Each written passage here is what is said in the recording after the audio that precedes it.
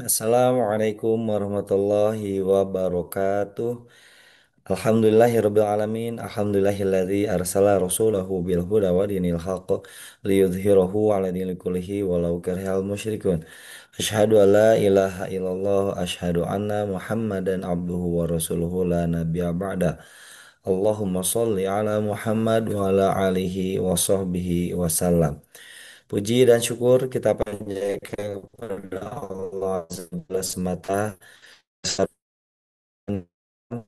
yang terima taufik serta saya, kesehatan, kesempatan untuk berukhuwah, kesempatan untuk bertolak dan tentu saja nikmat-nikmat lainnya yang begitu luas, yang begitu banyak yang telah Allah berikan kepada kita semuanya. Tanda-tanda kebesaran, keagungan, kasih sayang Allah Subhanahu wa taala kepada seluruh makhluk ada di dunia ini. Salawat serta salam tak lupa pula kita tumpah curahkan kepada uswah kita, kudwah kita, Nabiullah Muhammad Sallallahu Alaihi Wasallam, manusia yang paling mulia, yang menyayangi kita, yang menuntun, kemudian menunjuki jalan kebenaran hingga kepada surganya Allah Subhanahu wa taala. Serta salam ini pun kita curahkan kepada keluarga baginda Nabi Muhammad SAW, pada sahabatnya, pada tabiin, para ulama hingga kepada kita semua yang hadir di kajian bumi. Alhamdulillah jemaah sekalian, rahimani wa rahimakumullah. Kita telah diberikan kesempatan untuk memasuki di bulan Safar, hari ke-10 tahun 1447 Hijriah, atau bertepatan dengan tanggal 4 Agustus 2025. Di mana pada malam hari ini kita akan sama-sama melanjutkan kembali kajian yang diambil dari kitab Al-Lulu Al-Maknun fi Siratin Nabi Al-Maknun tentang kesulitan-kesulitan dalam perjalanan perang Tabuk. Dan alhamdulillah Ustazona Ali Hasan Bawazir Hafizahullah Ta'ala baru saja bergabung di tengah kita, dan insya Allah kami sudah tidak sabar lagi untuk mengikuti kajian pada malam hari ini. Assalamualaikum Ustadz, sehat? Waalaikumsalam warahmatullahi wabarakatuh. Kaifa halukum, Kang Zai? Sehat? Alhamdulillah Ustadz, ala kulli hal ada sedikit batuk dan serak-serak nih. Alhamdulillah, menghapuskan dosa insya Allah, Kang Zai. Alhamdulillah. Ini Amin insya baik. Allah Ustadz. Alhamdulillah amin insya Allah.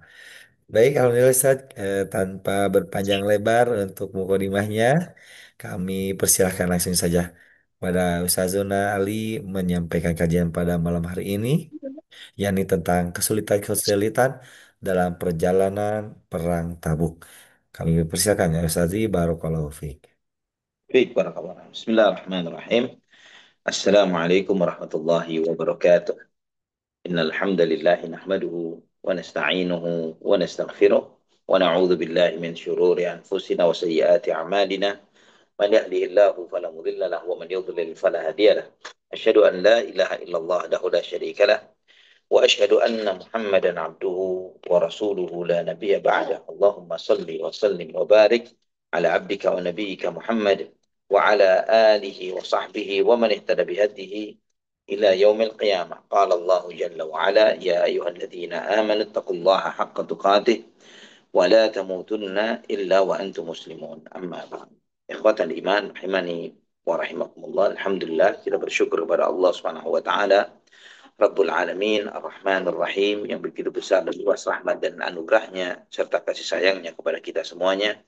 Alhamdulillah dengan rahmatnya, walillahilhamd, walaupun kita sedikit terlambat untuk melanjutkan kajian sirah Nabi kita Muhammad SAW, namun Alhamdulillah Allah Subhanahu wa Ta'ala mudahkan kita untuk bisa melanjutkan sirah Nabi kita Muhammad SAW, terutama di dalam mengkaji ghazwah terakhir Nabi kita Muhammad SAW, yaitu ghazwah Tabuk, perang Tabuk yang merupakan perang terakhir Nabi kita Muhammad Sallallahu Alaihi wa ala alihi wa sahbihi wasallam. Ikhwatal iman rahimani wa rahimakumullah. Sebagaimana yang telah kita bahas pada kesempatan sebelumnya, bahwa Nabi Sallallahu Alaihi Wasallam di dalam perjalanan ini beliau menanti sejumlah sahabatnya, di antaranya Abu Dzar radhiyallahu an, yang merasa terbebani karena ontanya yang lambat dan kemudian sampai membuat beliau turun dari ontanya dan memikul ontanya itu, memikul beban dari apa namanya, perbekalannya, beban perbekalan, dan dia tinggalkan ontanya, ditinggalkan oleh Abu Dhar. Dan setelah itu beliau mengejar Rasulullah Sallallahu Alaihi Wasallam. Ikhwatan iman rahimani wa rahimakumullah. Juga kita mengetahui bagaimana masa Nabi Sallallahu Alaihi Wasallam ketika beliau melewati Hijr, yaitu perkampungan yang dulunya pernah diturunkan oleh Allah Subhanahu Wa Taala azab kepada mereka, yaitu penduduk kaum Samud, ya, kaumnya Nabi Hud alaihissalam. Dan Allah Subhanahu Wa Taala hancurkan mereka, dan bagaimana Nabi Shallallahu Alaihi Wasallam memerintahkan kaum muslimin untuk tidak boleh berdiam lama atau menikmati atau melihat-lihat semua apa yang ada di sana, dan beliau Shallallahu Alaihi Wasallam memerintahkan untuk bergegas meninggalkan tempat tersebut. Ikhwatal iman rahimani wa rahimakumullah. Sejumlah kesulitan yang dihadapi oleh Nabi Shallallahu Alaihi Wasallam akhirnya menjadikan beliau melakukan salat itu dengan menjamaknya, ya, karena itu juga termasuk sunnah Nabi Shallallahu Alaihi Wasallam. Sebagaimana di dalam peperangan ini sejumlah riwayat, sebagaimana di dalam Sahih Muslim dari Muadz bin Jabal radhiyallahu an, beliau menyampaikan kharajna ma'a Rasulillah sallallahu alaihi wasallam fi ghazwati Tabuk, fakana yusalli dhuhra wal asra jami'an wal maghrib wal isya jami'an. Kata Muadz bin Jabal radhiyallahu an bahwa kami ketika perang Tabuk keluar bersama Nabi sallallahu alaihi wasallam, dan beliau sholat zuhur dan asar dengan dijamak, kemudian beliau sholat maghrib dan isya dengan dijamak.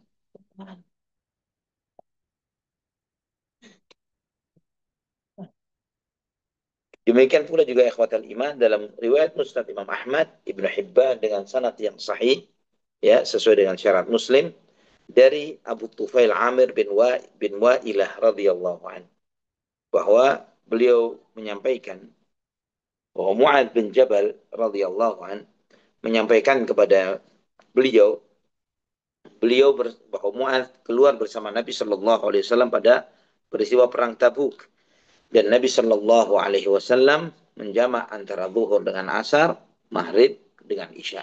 Dan ini memang adalah salah satu tuntunan Nabi Shallallahu Alaihi Wasallam ketika melakukan perjalanan safar, bahwa beliau Shallallahu Alaihi Wasallam selalu menjamak sholatnya, sehingga tidak pernah terjadi di dalam perjalanan safar Nabi Shallallahu Alaihi Wasallam beliau melaksanakan sholat itu dengan tidak menjamak, artinya dalam arti di perjalanan, ya, atau tidak mengkosornya. Beliau selalu mengkosornya.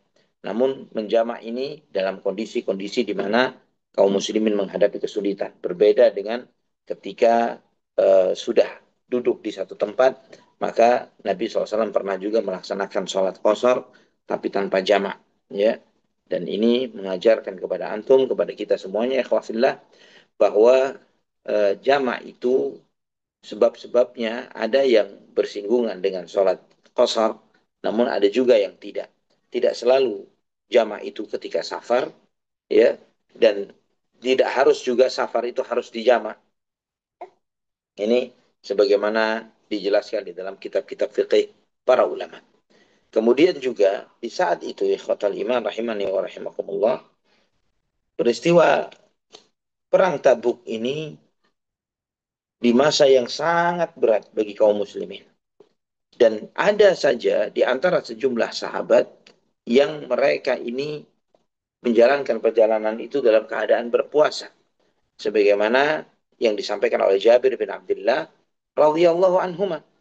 Beliau menyampaikan bahwa kami pergi bersama Nabi Shallallahu Alaihi Wasallam pada waktu peristiwa perang Tabuk yang dikenal dengan Ghazwatul Usrah, perang yang penuh dengan kesulitan. Sehingga ketika matahari sudah mulai meninggi, ada sekelompok orang yang sedang berteduh di bawah pohon. Kemudian maka sebagian orang mengatakan, ya Rasulullah, rajulun shoma fajahadahu shaum. Ini ada yang puasa ya Rasulullah. Karena dia puasa, maka dia merasa kelelahan karena puasanya. Maka di saat itu Nabi Shallallahu Alaihi Wasallam menyampaikan firman-Nya, "Laisal birru an tasumu fis safar." Bukanlah suatu kebaikan, ya bukanlah suatu kebajikan jika kalian berpuasa ketika safar. Nah, ini di antara yang perlu dipahami ya khawatal iman, bahwa Nabi Shallallahu Alaihi Wasallam menyampaikan hal ini sebagai bentuk rahmat dan kasih sayang beliau kepada umatnya. Ya, rahmat dan kasih sayang Nabi Shallallahu Alaihi Wasallam kepada umatnya. Bahwa Nabi SAW melihat orang tersebut mengalami kesusahan dan kesulitan karena puasanya. Dia menjadi begitu berat di dalam menjalankan perjalanan untuk jihad ini tadi. Dan Nabi SAW memberikan saran kepada yang bersangkutan dengan cara seperti itu. Bukanlah suatu kebajikan seseorang berpuasa ketika safar. Namun bagaimana status hukumnya orang yang berpuasa ketika safar? Di dalam riwayat yang lain, ya dalam riwayat Abu Sa'id Al-Khudri dengan riwayat yang sahih, di sana beliau menyampaikan bahwa pernah kami safar bersama Nabi Shallallahu Alaihi Wasallam, ya di dalam salah satu peperangan, dan sejumlah sahabat ada yang puasa, sejumlah lagi ada yang tidak puasa. Dan yang puasa karena merasa dia kuat, maka dia puasa. Yang merasa tidak mampu, maka dia tidak puasa. Dan mereka beranggapan, yang puasa dan merasa dirinya sanggup, maka puasa itu lebih baik bagi dia. Yang tidak puasa karena dia memang tidak sanggup untuk puasa, maka tidak puasa itu juga baik untuk dia. Nah, inilah riwayat yang dijadikan sebagai acuan oleh para ulama terkait dengan hukum berpuasa ketika safar. Itu dilihat pada kemampuan yang bersangkutan. Ketika yang bersangkutan itu sanggup dan mampu, maka dia boleh berpuasa. Ketika dia tidak sanggup, maka laisal birra atau dalam hadis ini laisal birru antasumu fis safar. Bukanlah suatu kebajikan jika kalian berpuasa ketika safar. Ikhwatal iman rahimani wa rahimakumullah. Di dalam perjalanan ini kaum muslimin menghadapi kebutuhan air yang sangat luar biasa. Ya, mereka merasa kehausan karena perjalanan yang sangat jauh dan mereka mengalami fase di mana mereka tidak mendapati air dan mereka kehausan yang sangat luar biasa. Ya, dan itu membuat mereka terhenti dari perjalanan karena kelelahan dan akhirnya mereka pun menyembelih onta-onta yang mereka bawa. Ya, antum mengetahui di antara hikmahnya Allah Subhanahu wa taala menciptakan onta, bahwa onta ini banyak minum. Ya, onta ini minumnya sangat banyak dan juga onta ini bisa memikul beban yang sangat berat. Ya, minumnya banyak, bisa memikul beban yang sangat berat di tengah padang pasir yang penuh dengan ketidakjelasan itu. Onta ini dia bisa melangkah dengan baik, ya, tidak sampai kejeblos ke dalam padang pasir, berbeda dengan kuda. Dan banyak lagi kelebihan-kelebihan dan hikmah dari penciptaan onta. Sehingga Allah Subhanahu wa taala berfirman, afala yang luruna ilal ibni kaifa khuliqat. Ya. Bagaimana, apakah mereka tidak memperhatikan bagaimana onta itu diciptakan? Ikhwatal iman rahimani wa rahimakumullah. Maka di antara hikmah onta itu menjadi binatang yang dipakai di tengah padang pasir, onta ini membawa kantong-kantong air di tubuhnya. Yang sejumlah orang yang mereka itu mengetahui akan hal ini, mereka bisa dengan menyembelih onta itu dan mengeluarkan kantung-kantung air itu dengan utuh, ya. Dan itu artinya mereka ketika membuka kantong tersebut yang ada di dalam tubuh onta, dibuka itu mengeluarkan air jernih yang luar biasa, ya, air yang sangat jernih, ya, yang dengan itu mereka meminumnya. Sebagaimana diriwayatkan oleh Ibnu Hibban di dalam sahihnya, Al-Hakim dengan sanad yang sahih menurut syarat Muslim dari Abdullah bin Abbas radhiyallahu anhuma, disampaikan bahwa ada yang bertanya kepada Umar bin Khattab, ya, bertanya kepada Umar tentang perang Jaisul Usrah, ya, tentang perang Tabuk. Jaisul Usrah ini. Maka Umar radhiyallahu anhu mengatakan, "Kharajna ila Tabuk fi qaidin syadidin." Kita keluar di perang Tabuk di masa yang sangat berat. Fanazalna manzila, dan kami pun berhenti di satu tempat. Asabana fihi atash. Kita kehausan, ya. Dan kemudian hatta dhananna anna riqabana satanqati'. sampai kami mengira bahwa kita pasti binasa karena kehausan. Hatta in kana ar-rajulu la yadhhabu yaltamisu al-ma'a fala yarji'u hatta nadhunna anna raqabatahu tatanqada. Sehingga seorang pergi, dia mencari air ke sana kemari dan dia balik dalam keadaan tidak membawa air, ya. Dan tidak membawa dengan tidak membawa air dan dia mengira dia bakal binasa. Sehingga kata Umar, hatta inna rajula la yanharu ba'irahu fayasiru farthahu fayashrabuhu. Ada seseorang yang menyembelih ontanya, ya, dan kemudian dia mengambil airnya dan meminumnya, ya, dan kemudian menyisakan sebagiannya. Dan ini kemudian disampaikanlah hal ini oleh Abu Bakar As-Siddiq kepada Rasulullah SAW. Abu Bakar berkata, ya Rasulullah, qad awwadakallahu fid du'ai khairan fad'u lana. Ya Rasulullah, Allah Subhanahu wa taala seringkali mengabulkan doamu, ya Rasulullah. Doakanlah untuk kami. Ya, kita minta agar engkau mendoakan untuk kami. Maka Nabi SAW pun bertanya, atuhibbu dzalik? Apakah engkau menyukainya? Mau kamu aku mendoakan berdoa? Faqala na'am. Maka kemudian Abu Bakar, iya ya Rasulullah, doakan untuk kami. Farafa'a yadayhi. Maka Nabi SAW mengangkat kedua tangannya. Dan tidaklah tangan itu turun kecuali awan-awan telah berkumpul untuk menurunkan hujannya. Maka turunlah hujan. Yang dengan turun hujan ini, para sahabat yang banyak ini yang mereka kehabisan air di kantong-kantong mereka, mereka menadah. Ya, di kantong-kantong itu mereka menadah airnya. Sehingga mereka merasa bahwa air ini menjadi keberkahan besar untuk mereka.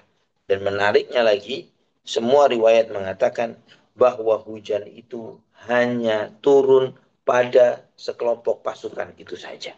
Ya, yang di luar pasukan itu tidak kena air hujan. Hanya sekelompok itu saja yang kena air hujan. Nah, ini terkait dengan masalah air. Belum lagi masalah yang lainnya, yaitu masalah kelaparan. Nah, kelaparan ini luar biasa, ikhwah fillah. Sehingga tidak sedikit dari mereka pun akhirnya menyembelih onta-onta yang mereka atau kendaraan yang mereka tunggangi untuk menjadi bahan konsumsi yang mereka makan, ya, agar mereka memakannya. Sebagaimana Imam Muslim riwayatkan di dalam sahihnya dari Abu Sa'id Al-Khudri radhiyallahu an, beliau mengatakan, "Lamma kana ghazwatu Tabuk, asaban nasa maja'atun." Ketika peristiwa perang Tabuk, manusia mengalami maja'ah, ya, kelaparan yang luar biasa. Kemudian mereka pun mendatangi Nabi dan meminta izin untuk menyembelih uh, unta-unta mereka. Mereka mengatakan, ya Rasulullah, lau adzinta lana fanaharna nawadihana fa'akalna waddahanna.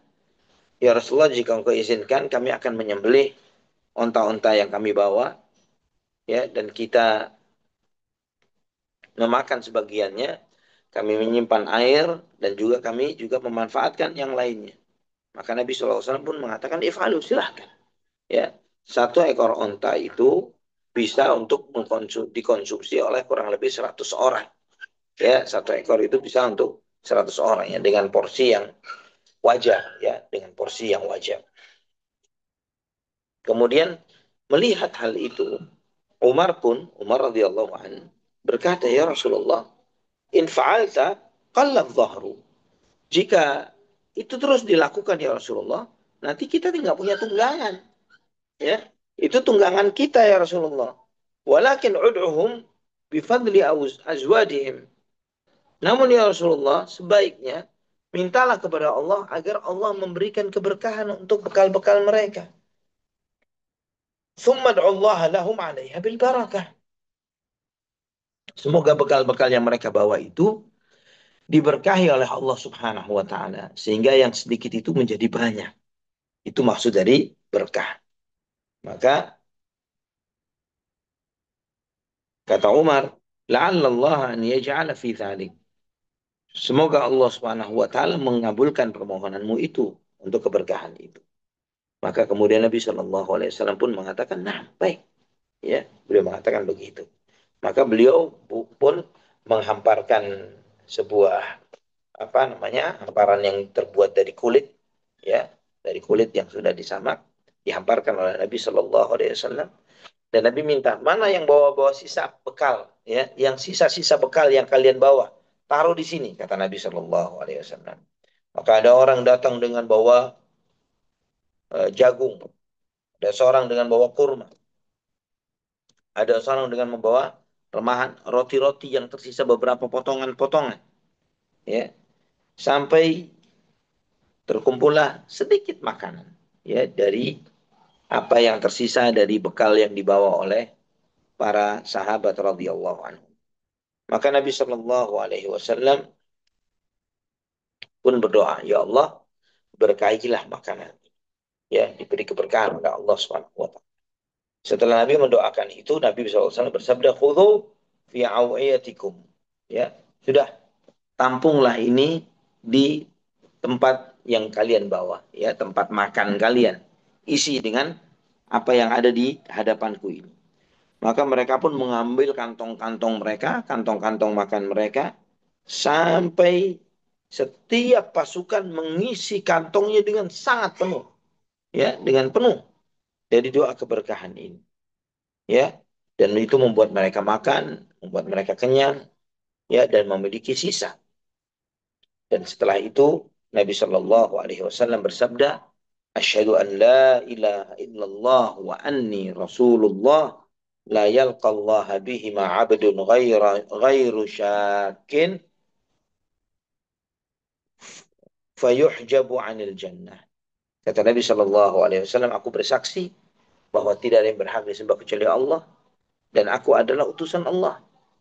Tidaklah seorang hamba berjumpa Allah, ya, dengan membawa dua kalimat ini, syahadu an la ilaha illallah, syahadu anna Muhammad Rasulullah, tanpa keraguan, ya, maka dia tidak akan mungkin terhijab dari api neraka. Ya, setiap orang yang datang menghadap Allah dengan syahadat syahadu an la ilaha illallah, syahadu anna Muhammad Rasulullah dengan penuh keyakinan, maka akan dibukakan jalannya ke surga. Sebaliknya orang yang penuh keraguan akan terhijab dari surga. Nah, ikhwatan iman rahimani wa rahimakumullah, di sini Al-Hafidh menyampaikan sejumlah faedah yang diantaranya adalah baiknya akhlak Rasulullah SAW. Bagaimana beliau merespon apa yang diharapkan para sahabatnya dari beliau, ya.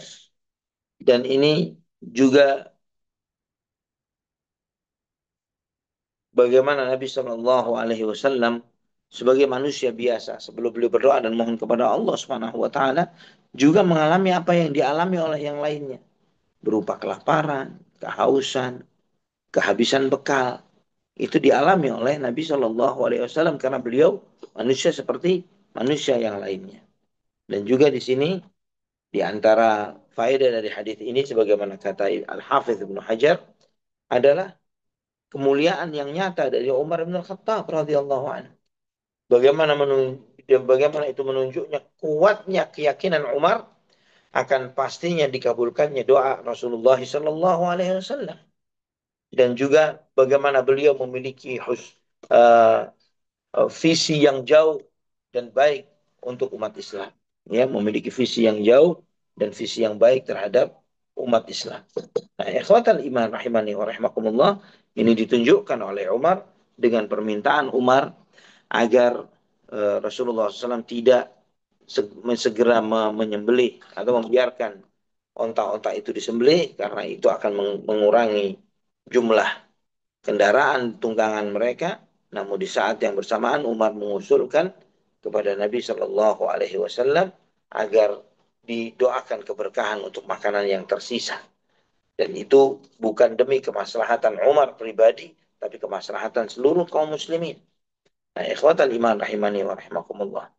Dan di riwayat ini juga kata Al-Hafidz bahwa di situ menunjukkan bolehnya seorang pemimpin bermusyawarah demi suatu kemaslahatan. Ya, dan itu boleh juga menyampaikan suatu ide yang demi kemaslahatan bersama kepada seorang pemimpin, walaupun hal itu belum diminta oleh sang pemimpin. Ya, beda dengan nasihat yang bersifat umum. Kalau nasihat yang bersifat umum, ya, sebagaimana dalam hadis hakul muslim alal muslim, hak sesama muslim, di antaranya Nabi SAW bersabda, "Idza stansahaka fansahhu." Kalau misalnya saudaramu itu sesama muslim minta nasihat darimu, maka nasihatilah. Ya, artinya di situ ada konteks minta nasihat. Namun kalau kepada pemimpin, di mana itu pun demi kemaslahatan rakyat, ya, menyeluruh bersama, maka tidak perlu menunggu permintaan musyawarah dari mereka. Maka bisa langsung menyampaikan, berinisiatif untuk menyampaikan hal baik apa dari ide dan gagasan yang ditawarkan oleh yang memberikan pesan ini. Bismillah.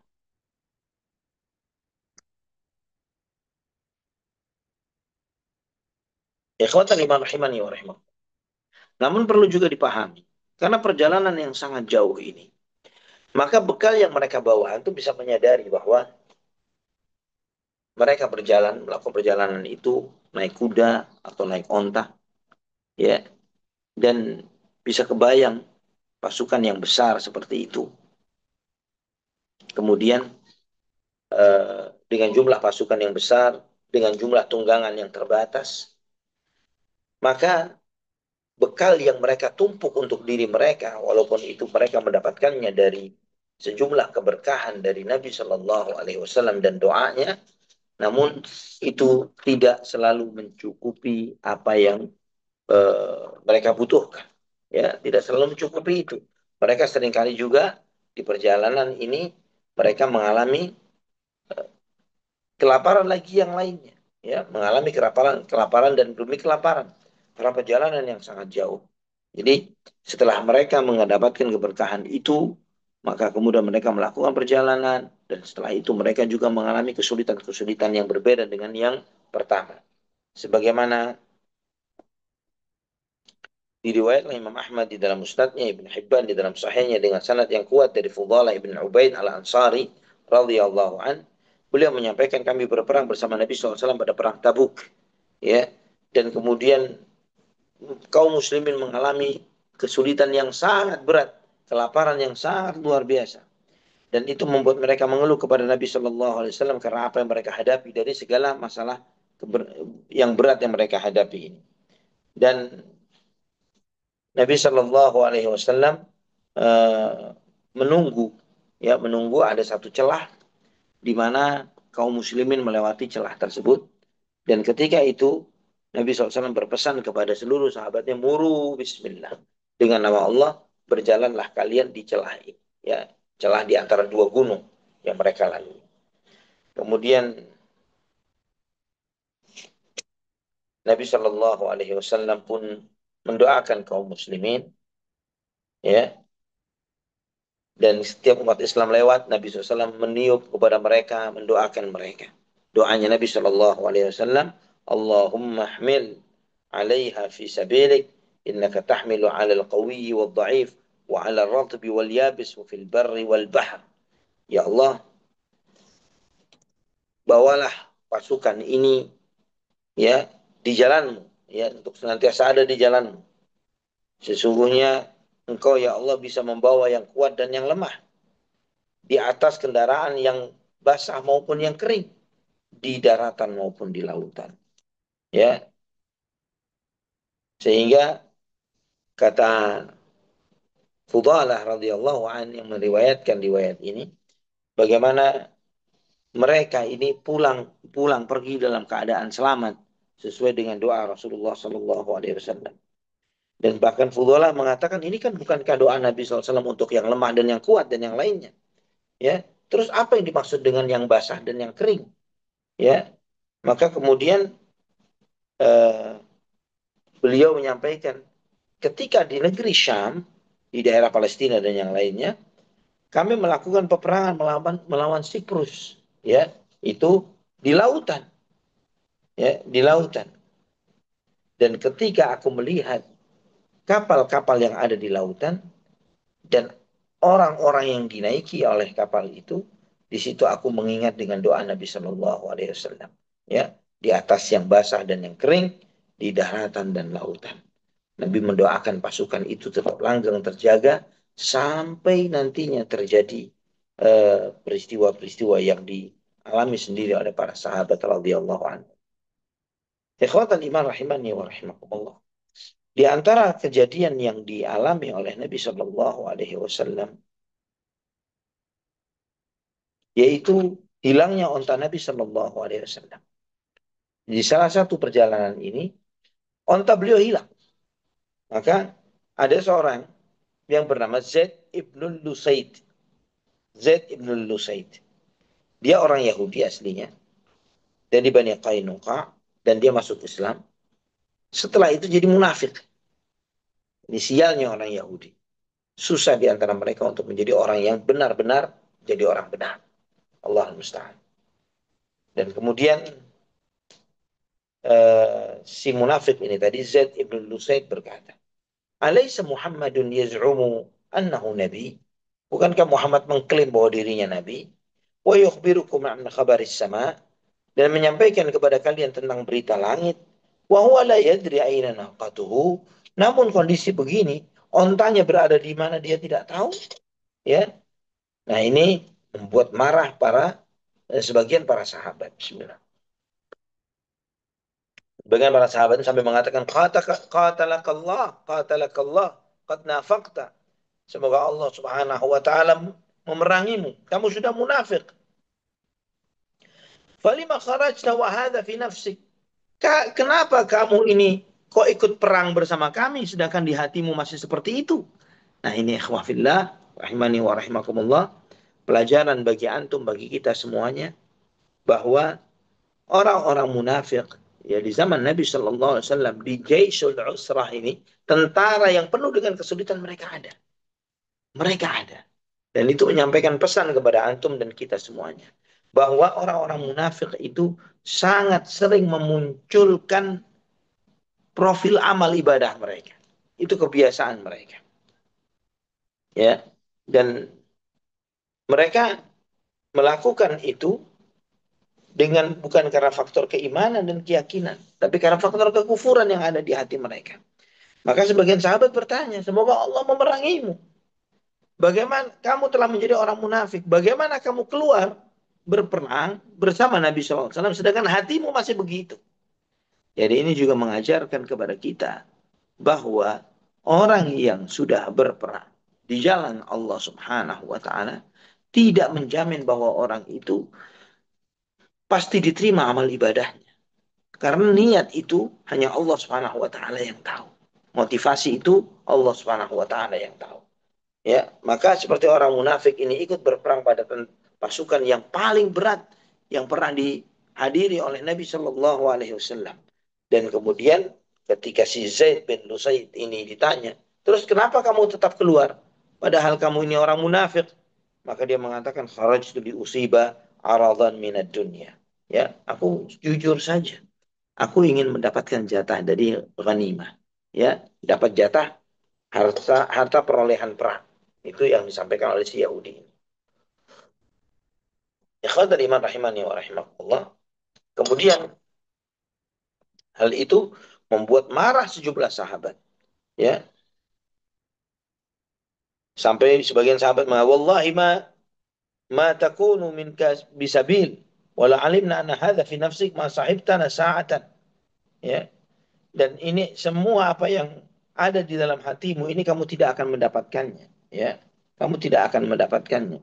Andai kata kami tahu bahwa itu isi hatimu, kamu tidak akan pernah beriringan dengan kami sekejap pun, ya. Kamu tidak akan menjadi beriringan dengan kami sekejap pun. Tidak akan mungkin kamu akan beriringan dengan kami. Kata sebagian sahabat melihat kemunafikan orang ini, padahal dia berangkat perang yang paling berat yang dijalani oleh Nabi Shallallahu Alaihi Wasallam. Subhanallah, Subhanallah.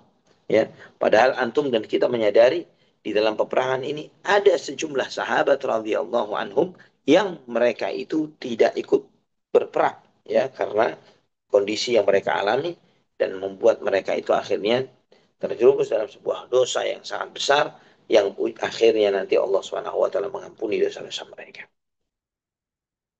Ikhwatal iman rahimahullah. Di saat itu, ya, di saat itu eh, Zaid ibn Lusaid itu bersama Umarah ibnu Hazm al-Aqabi al-Badri.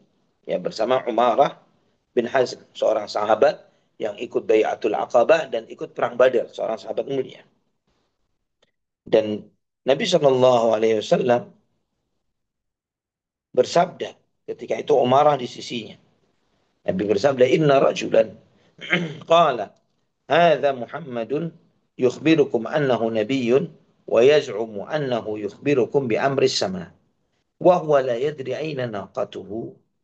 Ya, sesungguhnya ada seseorang berkata, ini Muhammad menyampaikan kepada kalian bahwa dia seorang nabi, menyampaikan dan mengklaim bahwa telah datang kepadanya berita dari langit.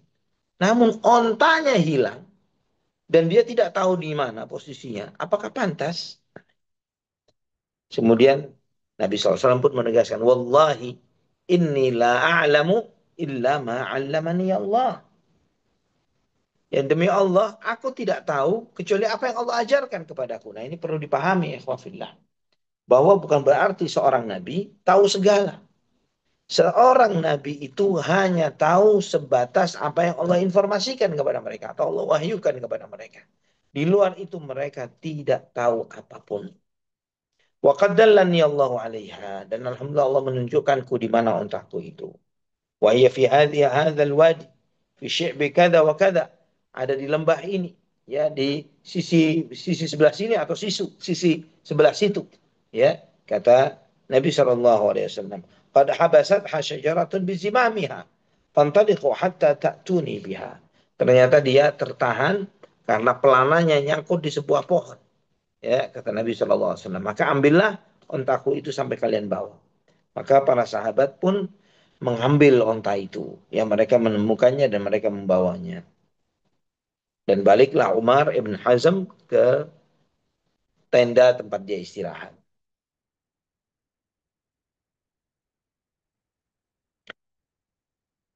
Kemudian dia mengatakan kepada temannya, itu kan tinggal sekemah sama dia.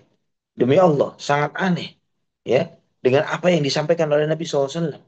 Beliau menyampaikan bahwa adanya seseorang yang menyampaikan kepadanya begini dan begitu. Ya, seperti yang dikatakan oleh Zaid ibn Lusaid, persis. Ya, dan kemudian salah seorang berkata bahwa ketika si Zaid ini berkata seperti itu, Nabi SAW nggak tahu loh. Ya, dia tidak tahu, dia tidak mendengar. Nabi SAW mengucapkan seperti itu. Dan kemudian dia ketika mendengar bahwa Zaid bin Lusaid ini tadi yang mengatakan hal itu, maka Ammarah marah. Ya, dia Ammarah marah, dia mendatangi Zaid dan memukul lehernya. Ya, dengan mengatakan firahli ladahiyatun wa ma ash'ur ukhruj ya aduwallahi min rahli fala tashabni. Kamu tinggal di kemahku wahai musuh Allah, kamu menghina Rasulullah SAW, keluar kamu dari kemahku ini, keluar. Jangan jadi temanku sama sekali. Ya, ini bagaimana sikapnya para sahabat radhiyallahu anhum kepada para orang-orang munafik. Oh, orang munafik ini tidak diberi porsi oleh mereka sama sekali. Ya, mereka ini tidak mendapatkan jatah tempat di sisi mereka sama sekali. Orang-orang munafik itu termarginalkan. Maka membuat mereka itu, para sahabat itu secara global menjadi manusia-manusia terbaik. Dan orang-orang yang terburuk ini, orang-orang munafik ini, mereka hanya ada di pinggiran-pinggiran. Mereka sangat liar cara cara dakwahnya, cara propagandanya, ya, dengan membangun masjid Tiror dan yang semisalnya, sangat liar, sangat tidak terkontrol, termasuk juga mau ikut perang bersama Nabi SAW dengan asumsi bahwa dia bisa pulang dengan membawa harta perolehan perang atau rampasan perang. Dan ini semuanya, ikhwatal iman rahimani wa rahimakumullah, adalah sikap-sikap orang munafik terdahulu yang berulang-ulang Anda sampaikan, bahwa munafik di zaman itu seringkali, sebagaimana dikatakan oleh para ulama, seringkali lebih baik daripada munafik di zaman kita. Allah al-musta'an wa la hawla wa la quwata illa billah. dan ikhwatal iman rahimani wa rahimakumullah. Ini masih berlanjut pembahasan kita dalam perjalanan peristiwa Perang Tabuk yang insya Allah kita akan membahas beberapa fenomena-fenomena kejadian-kejadian lain ya apa yang dialami oleh Nabi Shallallahu Alaihi Wasallam dan kaum muslimin selama perjalanan ke Tabuk ini ya dan juga kekuatan iman nanti kita akan melihat bagaimana atau apa yang dilakukan oleh Nabi SAW pertama kali ketika menginjakkan kakinya di Tabuk.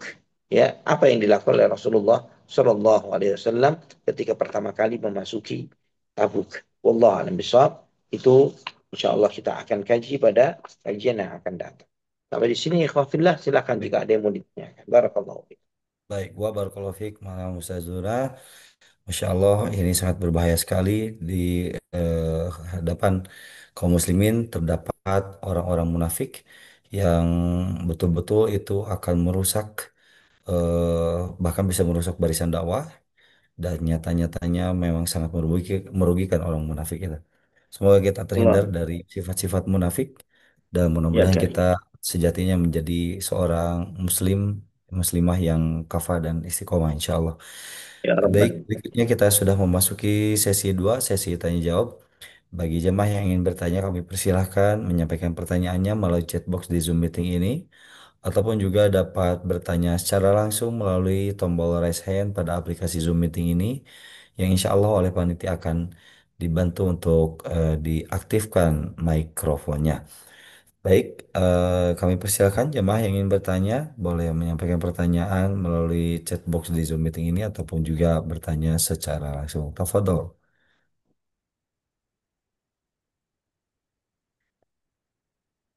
Barangkali dari Abi Yahya yang seperti biasa ada yang ingin ditanyakan, kami persilahkan ataupun juga Umu Amar untuk mewakili jemaah yang berada di Amerika maupun juga Kanada kami persilahkan. Suasana di Bandung Suasana di hujan, Bandung Kang Zee. hujan, Kang Wi. Betul, Ustaz, hujan beberapa hari ini dan kodarullah hujannya tidak merata. Jadi eh, Oh, kayak tadi itu di jalan yang sama, beda ya. 100 meter itu hujannya deras, 100 meter, 200 meter ke depannya nggak hujan, Ustaz. Masya Allah. Mirip Bisa kejadian seperti Tabuk itu. di zaman Nabi SAW. Betul, Ustaz, rupanya seperti itu, Masya Allah. Boleh, Kang. Begitu. Pun Di demikian di Jakarta hujan Dago, tidak cukup. iya di Jalan Dago juga begitu. Oh, hujannya besar, kemudian setelah melewati 400 meter kering gitu, Nggak ada hujan. berhenti Kering. hujannya. Alhamdulillah. Iya, alhamdulillah Alhamdulillah. ala kulli hal, Ustaz. Baik, Masya silakan Allah. jemaah yang ingin bertanya. Iya, Kami jazakumullahu persilakan. khairan Kang Zai. Baik. Assalamualaikum warahmatullahi wabarakatuh, Ustadz. Semoga Assalamualaikum Allah warahmatullahi Subhanahu wa Ta'ala memberikan kemudahan, perlindungan, dan keberkahan bagi Ustadz dan keluarga dimanapun wabarakatuh. berada. Amin ya Rabb. Ada beberapa pertanyaan dari teman-teman Ustadz. Yang pertama adalah, Assalamualaikum warahmatullahi wabarakatuh. Ustadz tadi membacakan beberapa doa yang dipanjatkan oleh Rasulullah SAW. Saya tidak tahu doanya, tapi kalau nanti misalnya saya mencari doa yang tadi Ustadz sebutkan, apakah doa itu juga boleh kami pakai Ustadz di kehidupan-kehidupan, misalnya ada peristiwa-peristiwa yang seperti tadi, misalnya kekurangan makanan dan Masya seterusnya. Allah. Masya Mohon Allah. nasihatnya Ustadz. Barakallahu fiik. Meminta keberkahan itu doa boleh siapapun memohon dan mengharap kepada Allah Subhanahu wa taala. Dan insya Allah Allah Subhanahu wa taala memberikan hal itu kepada hamba-hamba yang dipilihnya. Ya. Terkadang seorang muslim dan itu insya Allah tidak sedikit mereka-mereka yang insya Allah nahsabuhu minas salihin kita mengira atau mengharapkan bahwa insya Allah mereka adalah orang-orang saleh yang mereka itu hidup dengan sangat kesederhanaan ya bahkan sebagaimana antum dan kita semua tahu bagaimana gaji para guru misalnya di negeri kita guru honorer gitu ya yang kadang gaji mereka sangat minim. 1 juta, kurang dari 1 juta untuk kebutuhan sebulan, ya. Dan ini kita menyadari bahwa sebagian dari kita dengan gaji 2 digit sekalipun, kadang dia merasa bahwa itu nggak cukup, ya, itu nggak cukup untuk memenuhi kebutuhannya. Bahkan tidak sedikit dari mereka yang merasa bahwa masih penuh dengan rasa kekhawatiran akan kekurangan, kekhawatiran akan ketidakcukupan.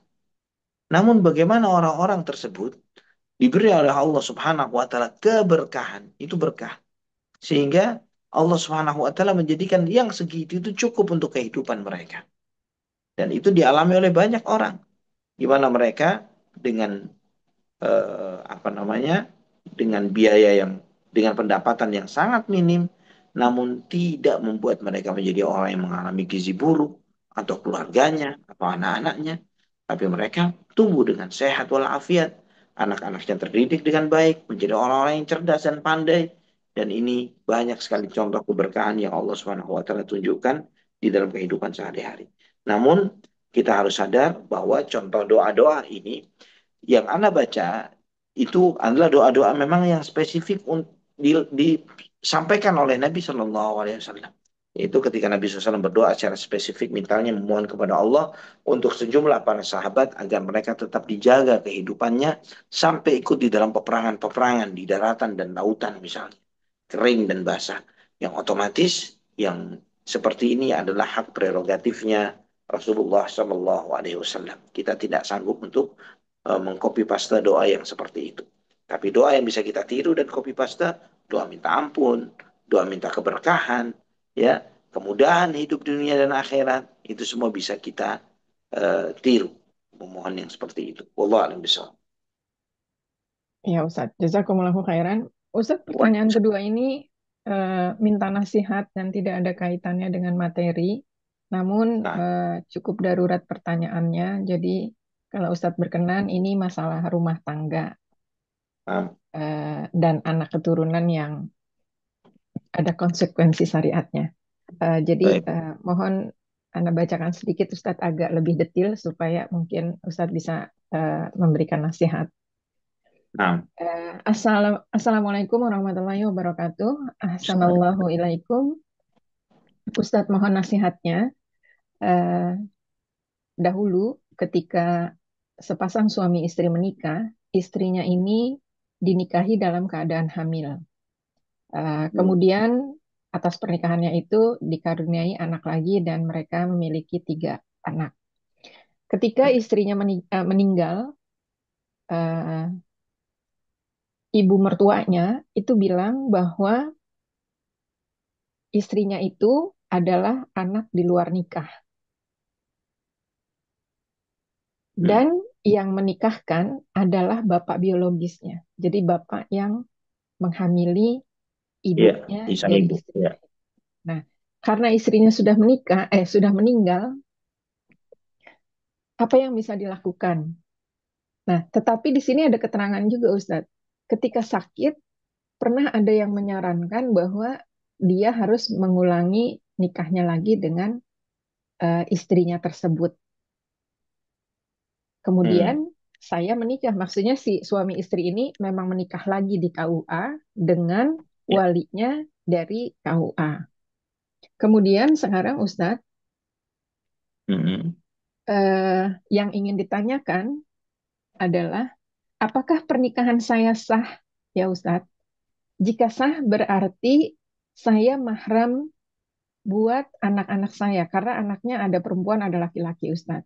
Dan bisakah menjadi wali untuk anak perempuan saya ketika nanti menikah? Kemudian pertanyaan yang kedua, jika tidak sah Ustadz pernikahan tersebut, bagaimana hubungan saya dengan anak saya? Apakah itu mahram? Yang Afwan, ketiga, saya di ini, sini adalah sang anak ya, bukan ibunya, bukan eh, ya. oh si bapaknya nih yang istrinya meninggal. Oh ini ya, oke, siap. Iya, Nah, jadi si bapaknya jadi pertama sang bapak biologis mempertanyakan, nih. Saya di sini adalah bapak biologis. iya, Baik, iya. ya. Jadi memang, jadi istrinya ini ternyata baru dia ketahui setelah istrinya meninggal bahwa istrinya itu anak di luar nikah. dulunya gitu. Dan yang Oke. nikahin eh, bapak Ayah biologis. biologi. Iya. Dan Oh, terjalin nah, lagi istrinya ini juga hamil duluan sama si bapak yang nikahin gitu, Ustaz. oke. Masya Allah. Iya, subhanallah. Assalamualaikum. Iya. Ya. Nah, Nah, jadi sekarang si bapak yang udah ditinggal istrinya ini mempertanyakan dulu pernikahannya dia itu sah apa enggak. Kalau ya. emang sah, kemudian sekarang dia nih, bapak ini, karena anak perempuan, punya anak perempuan, misalnya nanti anak perempuan ini nikah, apakah dia boleh jadi jadi wali dari, Mohon. ya. Nah, Dan kalau memang tidak sah misalnya, bagaimana hubungan saya, si bapak ini, gitu, dengan anak perempuannya? hmm, Apakah eh, masih mahram begitu, Ustaz? Kemudian yang ketiga, hmm, Ustaz, jika hmm. sekali lagi pernikahan saya tidak sah, bagaimana saya menyampaikan kepada anak saya bahwa saya tidak bisa menjadi wali nikah kalau nanti dia menikah? Karena sekarang umur anak saya itu udah masuk umur untuk menikah, Ustaz. Masya Allah. Nah, Jazakumullahu khairan, Ustaz. baik. Barakallahu fiik. Ini mengajarkan kepada semuanya untuk berhati-hati di dalam menjalani hidup. Bahwa terkadang maksiat yang dilakukan oleh seseorang sejenak, sebentar, senangnya sesaat, tapi beban masalah yang dipikulnya bisa lintas generasi. Ya, beban yang dipikulnya bukan terhenti pada sang pelaku, tapi anak pelaku dan dampaknya kepada keluarga, besan dan lain-lain sebagainya. Allahul musta'an. Nas'alullah as-salamata wal afiyah. Kita berlindung kepada Allah Subhanahu wa taala, semoga Allah Subhanahu wa taala jauhkan kita dari perbuatan-perbuatan keji dan munkar, perbuatan zina, perbuatan kekufuran, perbuatan maksiat dan dosa yang dibenci oleh Allah Subhanahu wa taala. Ya Rahman. Nah, ikhwatal iman rahimani wa rahimakumullah, terkait dengan pertanyaan yang ditanyakan bahwa pada hakikatnya permasalahan ini memang permasalahan yang diperdebatkan oleh para ulama, namun ana cenderung kepada pendapat yang disampaikan oleh Syekhul Islam Ibnu Taimiyah dan Syekh Muhammad bin Shalih Al-Utsaimin rahimahumullah, bahwa ayah biologis yang menikahi wanita yang dizinahinya di masa mengandungnya sang perempuan tersebut, maka pernikahan itu adalah pernikahan yang sah. Dan anak itu, jika ayah ini adalah memang benar-benar ayah biologisnya, maka nasab anak itu dinasabkan kepada ayah biologisnya. Ya, nasab ayah anak itu dinasabkan kepada ayah biologisnya. Dan adapun kata Syekh Utsaimin rahimahullah, innamal waladu lil firashi walil ahiril hajaru. Sesungguhnya anak itu adalah hasil dari pernikahan yang sah. Adapun orang yang melakukan perbuatan zina dia nggak dapat apa-apa. Itu konteksnya adalah perzinahan dengan seorang wanita yang merupakan yang statusnya adalah istri orang lain. Ya, ketika seorang laki-laki berzina dengan seorang wanita istri orang lain dan sampai wanita itu hamil. Nah, ini sesuai dengan redaksinya dan sebab turunnya hadis tersebut atau sebab burutnya hadis itu, yaitu perzinahan yang dilakukan oleh seseorang dengan istri orang lain sampai hamil. Nah, kemudian Hi, good morning. How are you? kerabat yang berbuat berzina ini Oh, center. mengatakan, ya, dia mengatakan bahwa eh, ini adalah keponakan kami karena ayah biologisnya adalah kerabat kami. Ya, dia mengatakan seperti itu. Nah, ini disanggah, ya, disanggah oleh yang lainnya dan kemudian dilaporkan kepada Nabi Shallallahu Alaihi Wasallam, dan di situ Nabi Shallallahu Alaihi Wasallam menyampaikan innamal waladu lil firashi walil ahiril hajaru, bahwa anak itu adalah dinisbatkan kepada uh, ayah dalam pernikahan tersebut. Ya, adapun orang yang menyusup, yang berbuat zina, dia tidak mendapatkan apapun. Jadi anak yang dilahirkan dari hasil zina oleh seorang wanita dengan laki-laki lain di dalam sebuah pernikahan, maka anak itu tetap nasabnya dinisbatkan kepada ayah kandungnya, ayah resmi ya, ayah sahnya pernikahan. Ya, bukan ayah biologisnya. Ini kalau konteksnya adalah yang sudah menikah melakukan hal itu. Adapun yang ditanyakan terjadi pernikahan itu setelah dari seorang laki-laki yang berjaka dan wanita perawan yang kemudian mereka berbuat zina dan setelah itu hamil. Nah, kemudian dinikahkan. Ini yang terjadi dalam dua sesi generasi itu. Ayah, orang tua dan kemudian ke anaknya. Nah, fatwa para ulama di dalam hal ini Syekh Islam Ibnu Taimiyah termasuk juga Syekh Utsaimin bahwa nasabnya anak itu dinisbatkan tetap kepada ayah biologisnya. Ya, dan itu pendapat yang lebih rajih, yang lebih kuat dari pendapat para ulama. Wallahu a'lam bishawab. Jadi pernikahan itu sah dan dia boleh menjadi wali bagi putrinya nanti ketika putrinya menikah. Wallahu a'lam bishawab. Ya Ustadz, jazakumullahu khairan. Sudah Umar? Ya, Kang Z, Sudah ya. jazakumullahu khairan. Baik. Amin. Jazakallahu khairan. Baik, untuk selanjutnya kami persilahkan kepada Bapak Hairus Hamzah yang sudah raise hand. Tafadhol Bapak Hairus. Assalamualaikum warahmatullahi wabarakatuh. Waalaikumsalam warahmatullahi wabarakatuh. Ustaz, soalan yang tadi itu membuatkan hati saya seperti mau jatuh jantungnya. Allah Masya musta'an. Allah, menakutkan sekali kan Ustaz. Allah Allah, musta'an. Allah. Begini Ustaz, soalan saya pada bermulanya peperangan Tabuk, kita melihat sebagaimana yang Ustaz bincangkan kesanggupan Utsman radhiyallahu anhu, kekayaan beliau menginfakkan uh, ratusan ekor unta ditambah dengan kekayaan yang lain dengan wang berpuluh dinar untuk membantu Rasul Sallallahu Alaihi Wasallam, dan diceritakan Utsman ini juga seorang yang kaya raya Ustaz. Tetapi pada hakikatnya bila kita membaca sirah atau sering juga dikisahkan oleh para ustaz, bila suatu berceramah tentang kekayaan para sahabat, mereka akan menonjolkan Abdurrahman bin Auf, seorang sahabat Hmm. yang kaya, pandai berdagang, dan seolah-olah Nah, kisah Utsman ni tenggelam Ustaz. Ah, faham ya? Seolah-olah kisah Utsman ini tenggelam. Jadi saya cuba mencari dari sumber-sumber yang lain, tapi tidak ada yang membincangkan bagaimana seolah-olah Utsman ini tertinggal, yang ditonjolkan hmm. seperti Abdul Rahman bin Auf. Jadi, Ya, apakah Utsman ini seorang yang zuhud, yang tidak mahu diri dia dikenali, banyaknya harta, banyaknya infaknya kepada Rasul Sallallahu Alaihi Wasallam? Itu soalan saya yang pertama Ustaz ya. Mengapa Utsman ini tenggelam dengan namanya, sedangkan Abdul Rahman yang bin Auf sering di di di di di good. ditonjolkan ya. Itu soalan Lanjut. pertama saya Ustaz. Soalan kedua tadi berkenaan dengan topik Ustaz, orang-orang munafik ini. Secara peribadi ada kalanya terlintas di hati saya juga Ustaz. Apabila saya Hmm. pergi bersolat, seolah-olah saya ini, apakah saya ini menunjuk-nunjuk, ada lintasan Ustaz, lintasan di Hmm. dalam hati.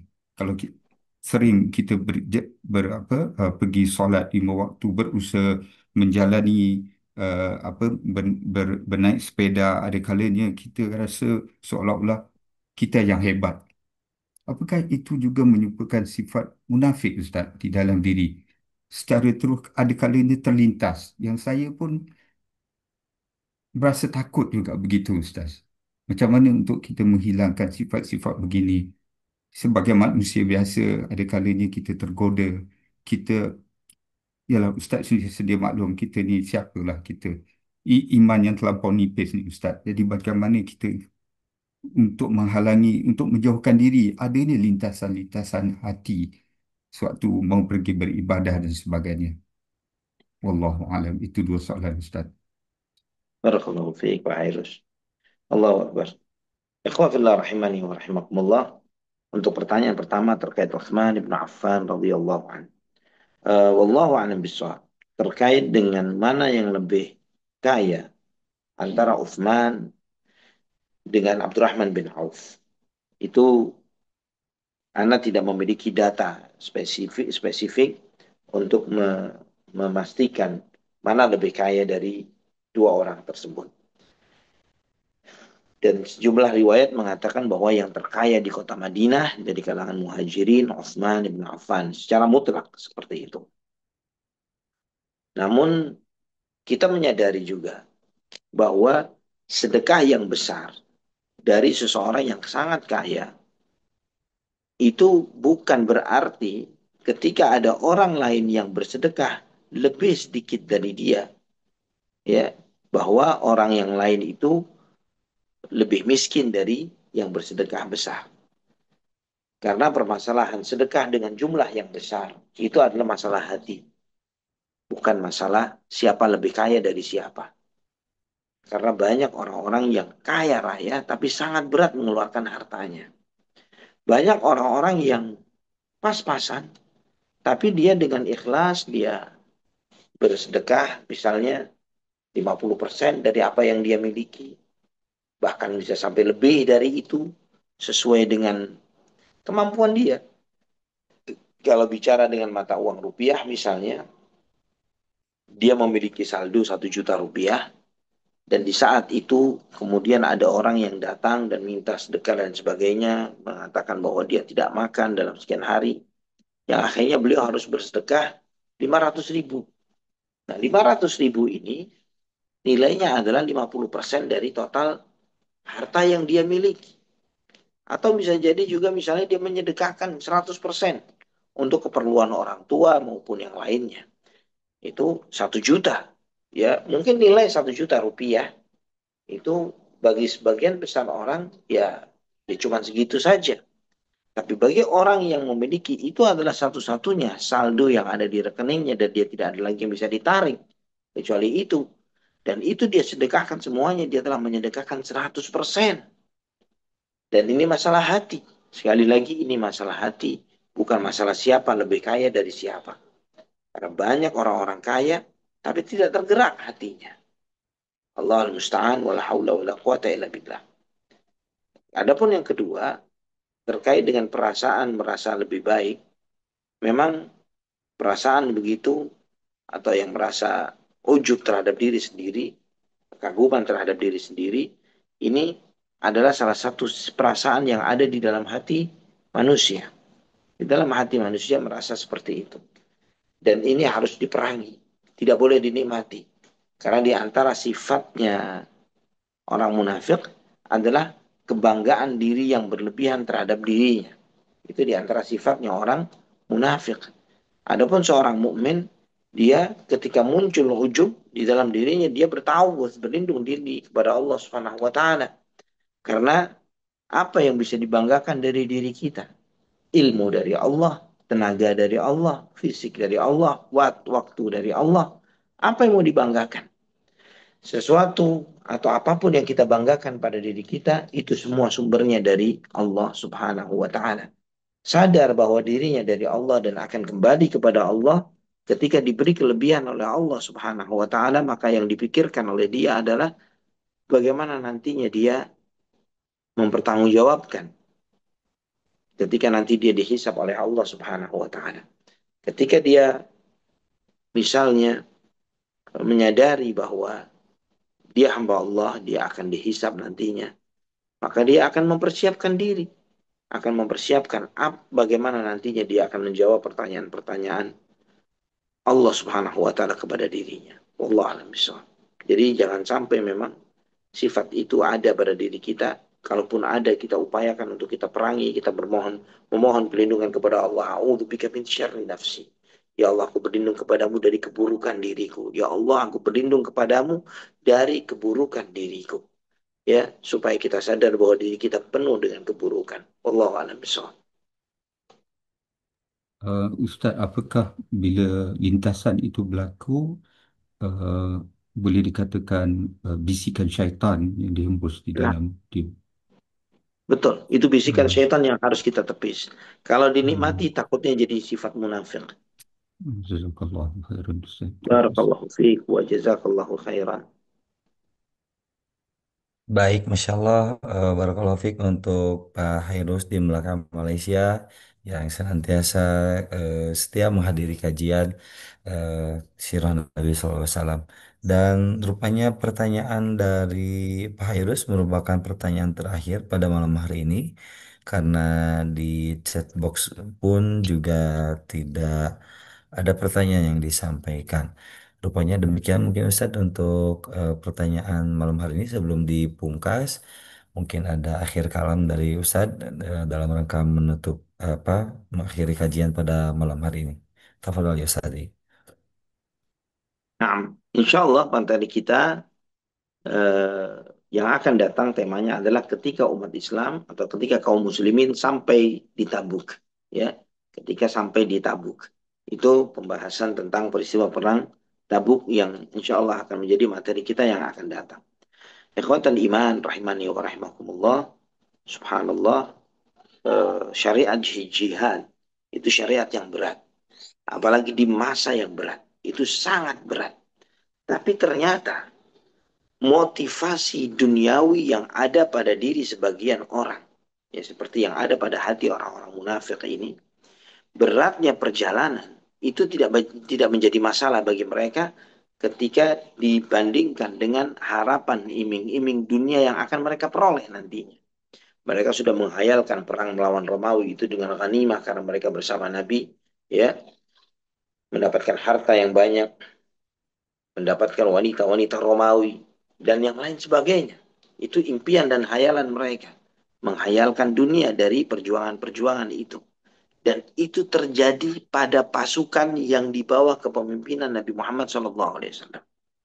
Terus kemudian kita hidup di zaman ini. Bagaimana kira-kira yang kita sadar bahwa medan jihad itu sudah menjadi sesuatu yang sangat langka. Bahkan bisa dikatakan tidak ada. Yang ada adalah asyik-asyik saja. Ya, aktivitas dakwah yang enteng, yang ringan, beban yang tidak terlalu berat, ya, dan amanah yang sering disia-siakan, Allah Musta'an. Ini kita melihat di dalam keseharian kita. Maka kondisi yang seperti ini mengajarkan kepada anak pribadi, ya, kepada kaum muslimin semuanya untuk terus muhasabah terhadap dirinya, bertanya, ya Rabb, bertanya jangan sampai dirinya itu orang munafik namun dia nggak sadar, ya, karena orang-orang munafik terdahulu mau melakukan hal-hal berat untuk dunia. Kita nggak bakalan sampai pada perjuangan yang sifatnya sampai perang Tabuk. Tapi kita melakukan semuanya dengan kamuflase agama, waliyahzubillah. Dan di dalam hati sebagian kita, dunia sangat gemerlap, sangat ambisius dengan dunia yang akan diraih. Ini Allahul Musta'an. Ketika amalan-amalan dunia dipakai untuk mengejar akhirat, maka itu menjadi salah satu bentuk dari prakteknya orang-orang munafik. Allah musta'an wala haula wala quwata illa billah.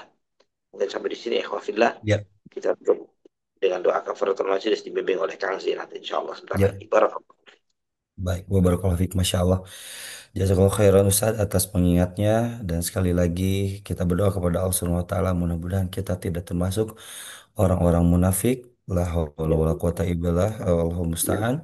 Dan kita mudah-mudahan digolongkan ke dalam golongan-golongan manusia manusia yang bertakwa yang senantiasa teguh istiqomah eh, istiqomah dalam Islam yang kafah insya Allah hingga akhir hayat kita amin ya robbal alamin. ya, Demikian Bapak sekalian rahimani rahimakumullah kami haturkan banyak terima kasih kepada Ustazuna Ali Hasan Babazir Hafizullah Ta'ala jazakumullah khairan atas waktunya atas tadhiyahnya juga dan juga atas ilmunya. Semoga Allah Subhanahu wa taala menjadikan pahala jariah kepada Ustadz dan keluarga yang telah berkenan menyisihkan waktu untuk berbagi ilmu kepada kami yang hadir pada malam hari ini.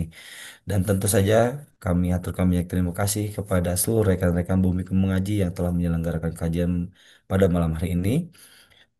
Dan juga tak lupa jemaah di Bumi Mengaji yang senantiasa setia mengikuti kajian-kajian yang diselenggarakan oleh Bumi Mengaji. Barakallahu fikum. Akhir kalam, marilah kita pungkas dengan doa kifaratul majlis. Subhanaka Allahumma bihamdika asyhadu an la ilaha illa anta astaghfiruka wa atubu ilaik. Walhamdulillahirabbil alamin. Mohon maaf atas segala kekhilafan. Barakallahu fikum. Wassalamualaikum warahmatullahi wabarakatuh. Selamat. Waalaikumsalam warahmatullahi wabarakatuh. Barakallahu fiik ya akhi. Waalaikumsalam Ustaz. Jazakallah khair. Barakallahu fikum Ustaz. Selamat istirahat. Assalamualaikum warahmatullahi Kalau wabarakatuh. Ustaz. Waalaikumsalam.